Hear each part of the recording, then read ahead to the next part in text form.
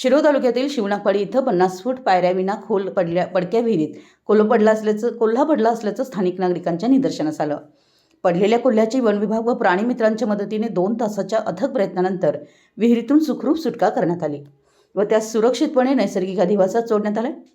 याबाबत अधिक माहिती अशी की शिवणापाडी इथे मंगळवारी दुपारी 11च्या सुमारास दत्तात्रय बाळबा आर्गे, माजी सरपंच श्रीकांत आर्गे हे शेतात फेरफटका मारत असताना शेताशेजारीच असलेल्या 50 फूट पडक्या विहिरीत कोल्हा पडल्याचं त्यांच्या निदर्शनास आलं। त्यांनी कोल्हा पडल्याची माहिती गावातील प्राणीमित्र संतोष उमराणे यांना दिली असता त्यांनी लागलीच बचाव पथकाला याबाबत माहिती दिली। विहिरीत कोल्हा पडला असल्याची माहिती मिळताच नागरिकांनी कोल्ह्याला पाहण्यासाठी मोठी गर्दी केली होती। बचाव पथकातर्फे इचलकरंजी येथील वन्यजीव संरक्षण संस्थेचे शेखर पवार, विजय भोसले, सचिन सुरपुसे, वैभव ववळे, सुमित कांबळे, राजेश तराळ, राहुल अडतळे यांनी विहिरीत उतरून जाळी व पोलच्या साहाय्यानं अत्यंत कौशल्यानं कोल्ह्याला बाहेर काढलं। वन विभागाच्या बचाव पथकानं कोल्ह्यास बाहेर काढून सुरक्षितपणे त्यांच्या नैसर्गिक अधिवासात सोडलं असल्याची माहिती दिली आहे। मराठी एस न्यूजसाठी शिवणापाडीहून अंकुश उमराणे।